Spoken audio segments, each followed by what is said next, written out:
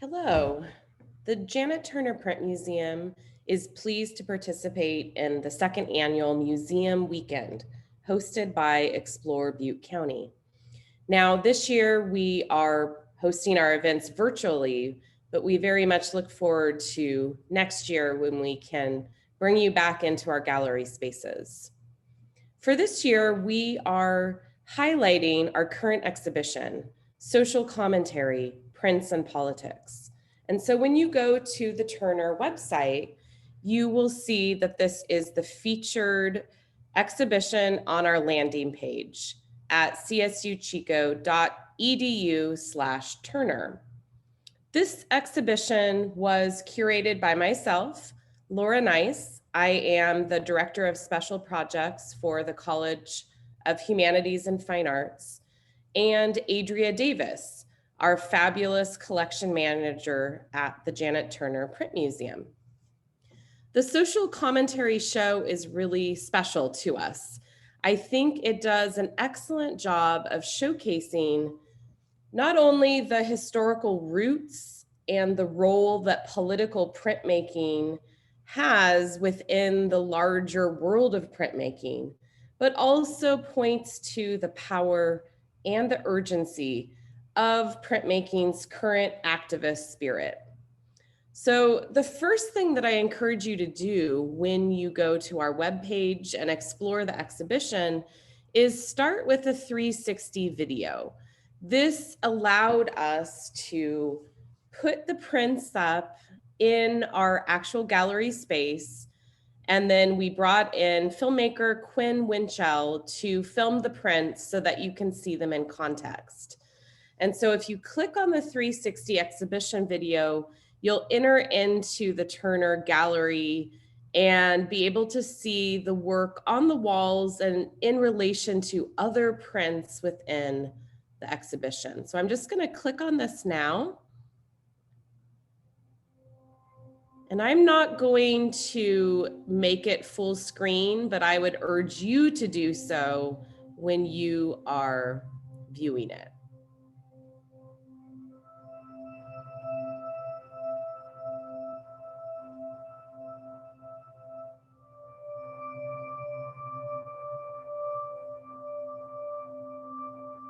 So here we are entering in through the main gallery's lobby, and we can turn around and kind of get our bearings. There's the outside of the Arts and Humanities building on the Chico State campus. Here we are entered in through the back, actually, of the gallery. And at various points in the video, you can twist around and experiment with looking at different aspects of the exhibition.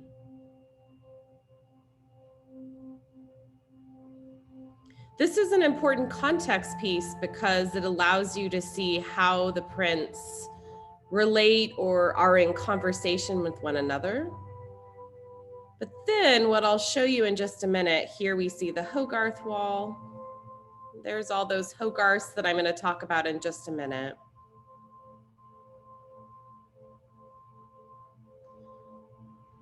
But in a few minutes, I'll show you how you can also click on individual high-resolution images of each print. That will allow you to think more specifically about the symbolism, the messaging, the themes, as well as the techniques within each work. Okay, so now we're looking back out the front door, and we're gonna get closer in a second. So these are just all different angles that you can take to look at this exhibition. And for now, I'm going to finish here, but I urge you to take yourself through the entire exhibition video so you can get the context first. Then what we're gonna do is go back up to these 3 different categories within the exhibition.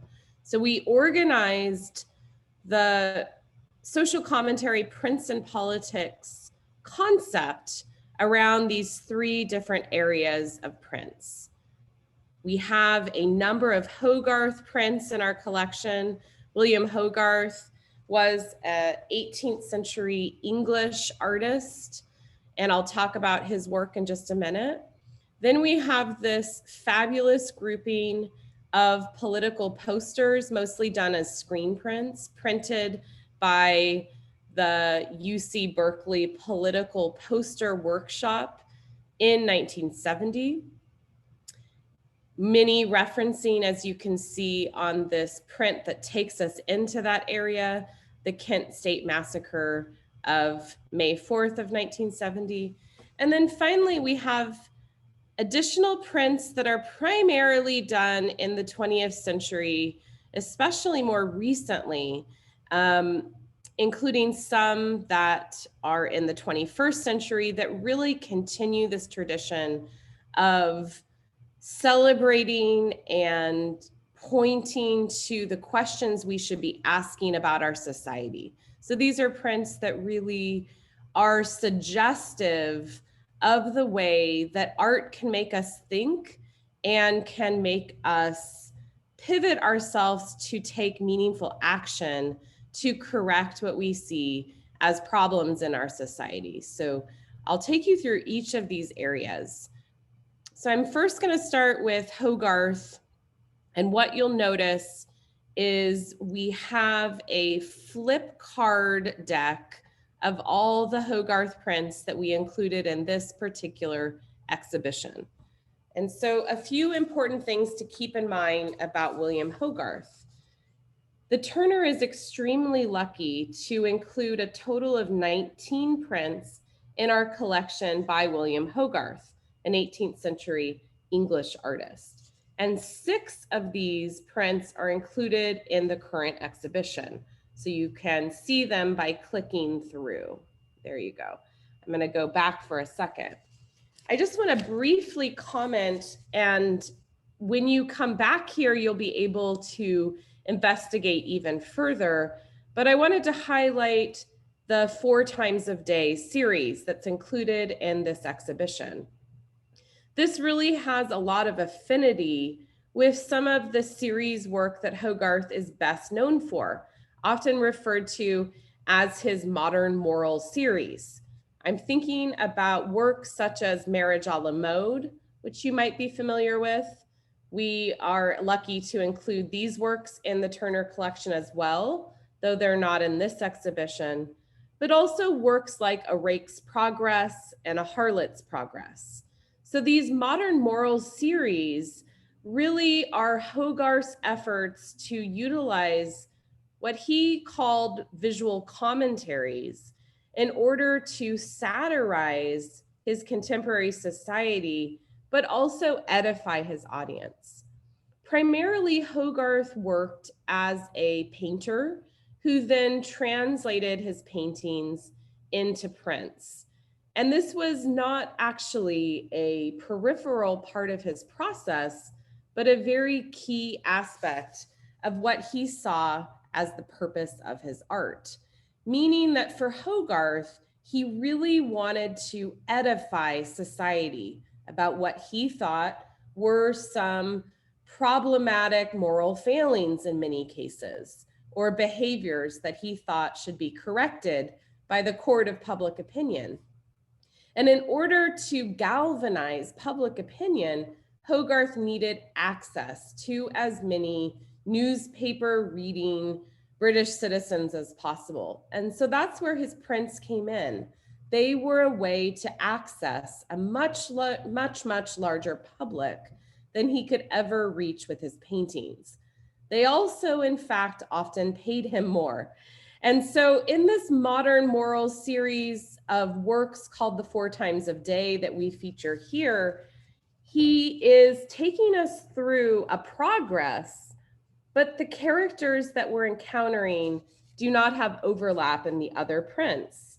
These are works that capture different areas and different people of London at different times of day. So for example, Morning takes place in Covent Garden in the center of London and has a clear reference to class dynamics. We also see the inclusion of a coffee house, something very contemporary to Hogarth's time. If we continue on to noon, we'll notice that this takes place for Hogarth's contemporary audience. They would have recognized this as fashionable Soho within London. And so we see a number of social critiques that Hogarth is making here about gender dynamics as well as about class friction. If we go to evening, we're taken out to the northern edge of London, to Islington, where we are also near a public house and have perhaps the most overt display that Hogarth includes in this series of what he thinks of as the problematic dangers of gender role reversal. Here we see a very effeminate husband and a very masculine wife, with children in the background acting out these same gender roles that Hogarth is implying are clearly unacceptable and problematic. And then finally, night takes place. We're back in central London. We're in Charing Cross, on Charing Cross Road, in a street lined with pubs or taverns. And we've come to the apotheosis of Hogarth's worries about society. Overt drunkenness, excrement being poured from a window near the top here, and then outward public disorder, including setting things on fire. So one of the things I wanted to note is Hogarth primarily is conservative in his political outlook. And that's really in sharp contrast to many of the other prints included in this exhibition. Nevertheless, Hogarth really wanted to harness the power of printmaking to get his message out and to have an impact on the court of public opinion, to weigh in and help pass legislation, as well as other measures to control or curtail what Hogarth felt was the immorality of his contemporary society. We can see in these prints, even though they are satirical, Hogarth's worries about social disorder, changing gender and class dynamics. And so this really is work that is utilizing printmaking's ability to reach a large audience in order to overtly try to influence contemporary society to act, to curtail behavior when they see it, and to really tamp down on allowing a particular kind of social disorder that folks like Hogarth really thought was threatening. So you can do a lot more to explore Hogarth. The thing about a Hogarth print is that you always want to spend a long time with it, because you'll notice more and more details coming through the longer that you spend. You can also scroll down and see some context that we provided for the works in this collection, as well as some additional resources for the prints and for understanding Hogarth in his context. When you're ready to move to the next part of the exhibition, you just use our social commentary prints and politics poster button, and it will take you right back to the main page. You can also go up here and follow the breadcrumbs and click on social commentary prints and politics. But I'm gonna click on the poster. So here we are back, and I just wanted to briefly highlight the real inspiration for this particular exhibition was this fabulous collection, this really special collection of mostly screen print posters created by the Berkeley Political Poster Workshop in 1970. Now, these are posters, and we have a great deal more in the collection than the ones we included here, but they were all created in 1970 and 1971 in direct response to political upheaval in the United States, as well as reactions to US foreign policy. These posters were collected by Wayne Pease, a longtime Chicoan, and he donated them to the Turner. And this really is a very special aspect of our collection that hasn't been featured in very many exhibitions before. It's regularly been seen by class visits and by visitors to our archive, but is not featured regularly in exhibitions on the walls. So in 1970, the US invaded Cambodia on April 29th, and then students on universities around the US protested this action by the Nixon administration. And then fatefully on May 4th, during a protest at Kent State, the Ohio National Guard opened fire on student protesters and killed 4 students and wounded 9 others on an event known as the Kent State Massacre. Many of the posters that you'll see featured in our current exhibition directly reference Kent State, the invasion of Cambodia, as well as other activities of the Nixon administration, particularly in terms of Nixon's effort to contain the Black Panther and Black Pride movement, as well as other foreign policy decisions. These workshops were created in a deeply collaborative way. These posters were created outside of a building on the University of California, Berkeley campus.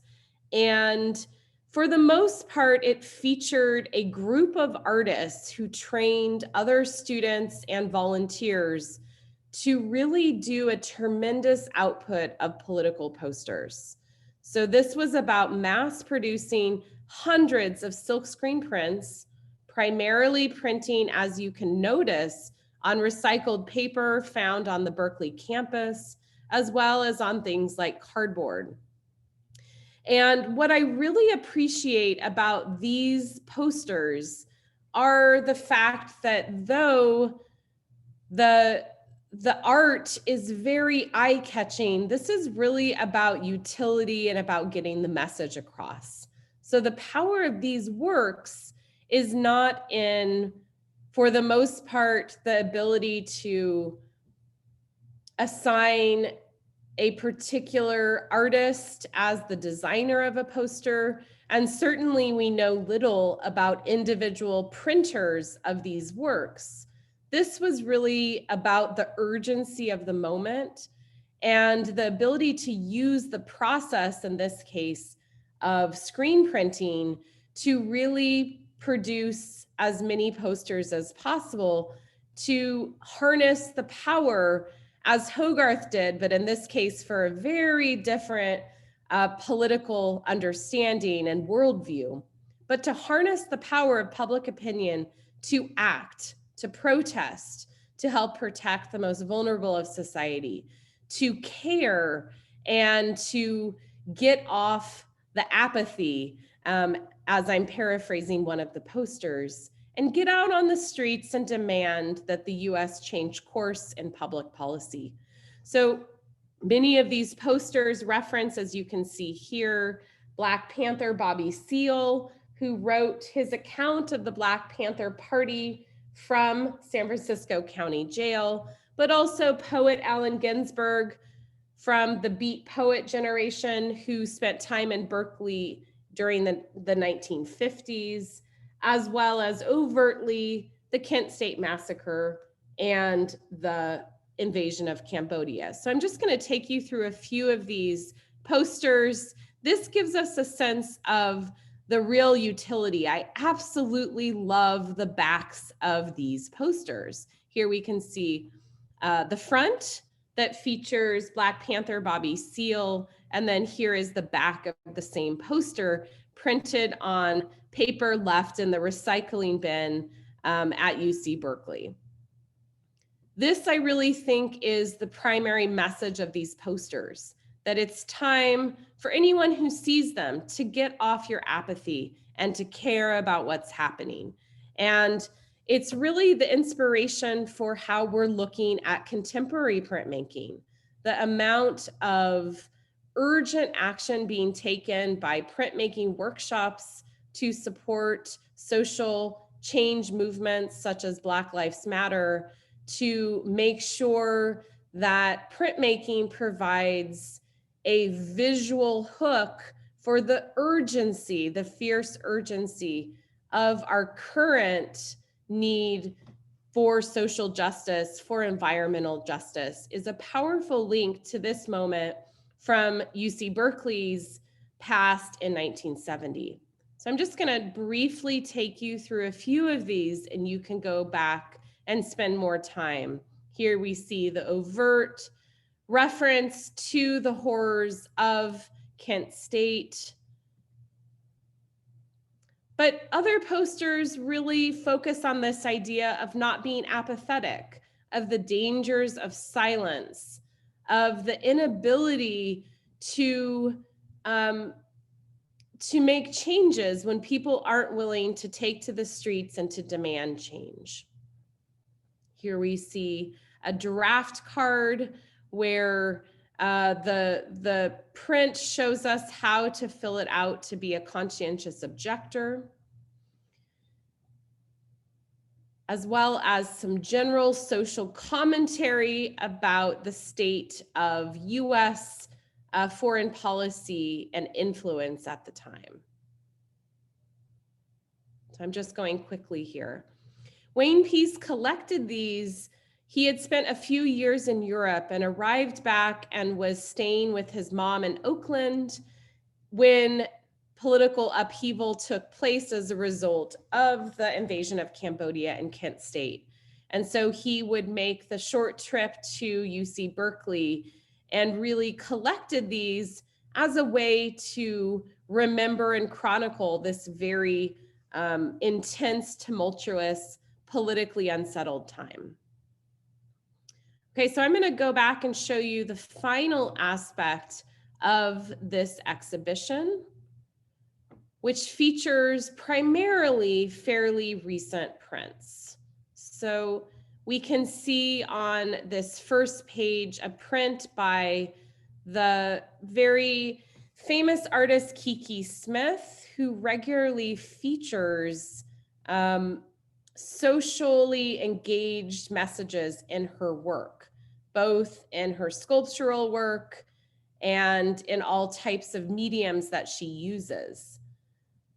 It's really powerful the way that printmaking has been connected to activism and politics from its inception, and extremely impressive the direction that this has taken most recently. So later in the month of March, we are thrilled to be able to invite you to a conversation by the artist Art Hazelwood, who works in San Francisco and is featured in this exhibition. Hazelwood has been incredibly involved in his process, not just with political commentary, but political activism. And so currently, he is working with a number of homeless activist groups, as well as groups that are advocating for the fair treatment during COVID-19 of transportation workers. So we'll provide details on our website soon about when this talk by artist Art Hazelwood will take place. So I'm just going to take you through a few of these, but I urge you to come back and explore these prints more on your own. Here's a print by the feminist pioneer, Judy Chicago. We can see a more historical take on documenting important political events through prints. This is a Winslow Homer print that shows the inauguration of President Lincoln. We also have the Scottish William Strang making a political commentary about different activities that are happening around the year 1900. But primarily these prints are 20th and 21st century.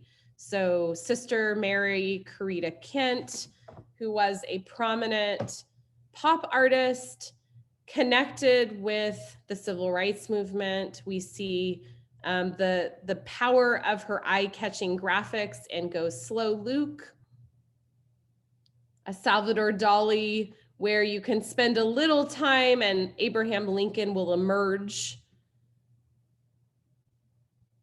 A print by the British pop artist Richard Hamilton that connects directly with the works by the Berkeley Political Poster Workshop. This one also references Kent State 1970. Patty Warashina, Cara Maria. I urge you to spend more time with each of these and tease out their positioning and their intention to engage in a conversation about how we might get more actively involved and correct the things that we see are inequitable or problematic in our society. And then I would urge you to especially consider the portfolio Pillars of Society by Art Hazelwood. This is a series of 5 prints included in this exhibition that powerfully ask questions about US foreign policy during the Iraq War. And we'll get to have a conversation with Art Hazelwood about his current work that references much more contemporary events in US foreign policy. So I'm going to go back to the main page here and suggest that there are a number of different ways to engage with the works in social commentary, prints, and politics.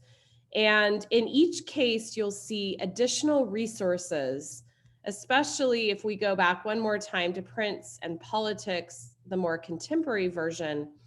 You'll see additional resources that are very contemporary, including a Google Doc that's being updated regularly about anti-racist print and printmaking resources. You can see, for example, further details about what socially engaged printmaking looks like today. And as well as just thinking about the relationship between printmaking and social justice movements in 2021. I really appreciate you visiting our exhibition. We're proud of this work, not just in terms of how it showcases prints from the collection, but how it points significant light on the urgency and the desire of many artists to make us more reflective. But not just that, not just reflection, but to take action. This is the power of some of my favorite art, and this is certainly at work in the prints included in this collection. Thanks for joining me.